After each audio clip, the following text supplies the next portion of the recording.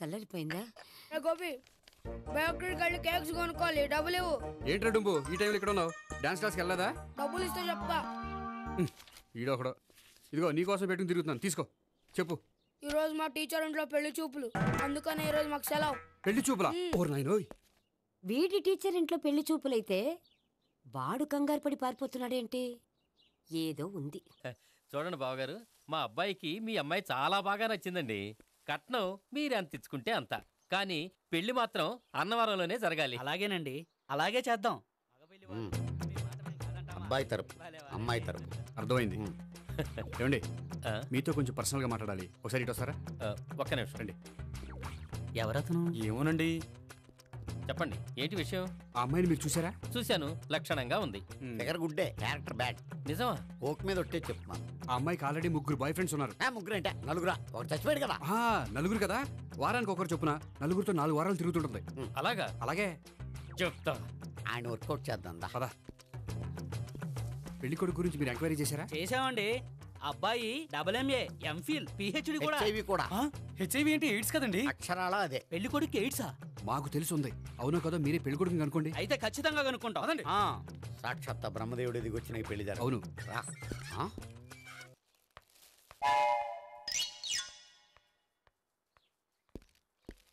ఏంటండి పెళ్లి చూపులు పెట్టుకుని బయటికి వెళ్ళారే? పెళ్లి చూపులు నాకు కాదండి, మా బంధువుల అమ్మాయికి. ఈ ఊర్లో ఎవరు లేకపోతే మా ఇంట్లో అరేంజ్ చేశారు.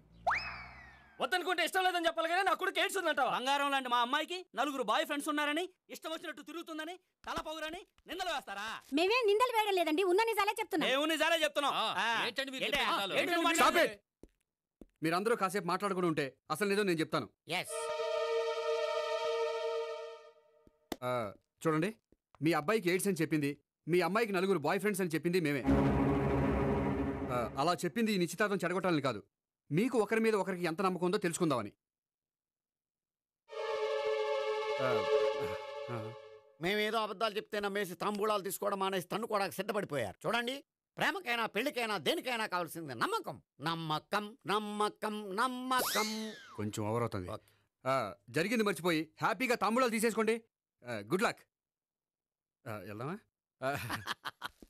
వస్తామండి, బయలుదేరతాం. హలో, నిజం చెప్పండి, ఆ అబద్ధాలని మీరు ఎందుకు ఆడారు? ఇప్పుడు నీకు నిజం చెప్పాను అనుకో, వాళ్ళకి చెప్పిన అబద్ధం నిజమని నీకు తెలిసిపోతుంది. ఇది నిజం, పద. ఇది బాగా మేనేజ్ చేసేవారు.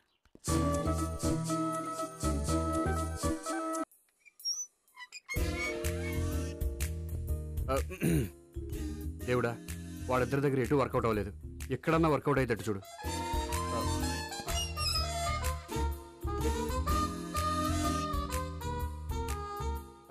నమస్కారం సార్.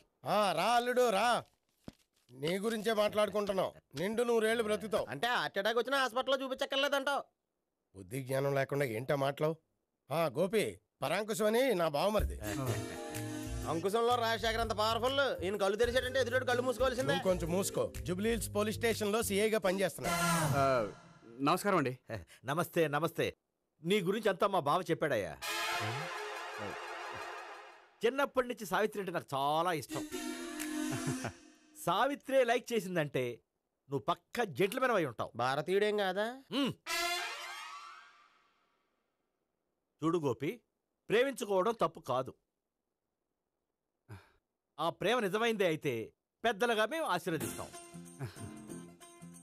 లేదు అంటే లాకప్ డెత్ చేసేస్తాడు. ఇంతకుముందు ఆల్రెడీ 4 చేశాడు ప్రేమ పేరుతో మోసం చేశారని కదా బాబాయ్. అవన్నీ ఇప్పుడు ఎందుకులేరా? గోపి అలాంటి వాడు కాదు మావయ్య. అవునమ్మా, చూస్తుంటే జెంట్లమెన్ లాగే కనిపిస్తున్నాడు. గోపి, సావిత్రిని పెళ్ళాక కూడా ప్రేమగానే చూసుకుంటావు కదూ? తప్పకుండా. సావిత్రే నా ఆశ, శ్వాస, ధ్యాస. దోషం కదా, ప్రాస కొంచెం ఎక్కువైంది. ప్రేమించిన అమ్మాయి కోసం ఎంత ఎక్కువ చెప్పినా అది చాలా తక్కువ అవుతుంది పండు.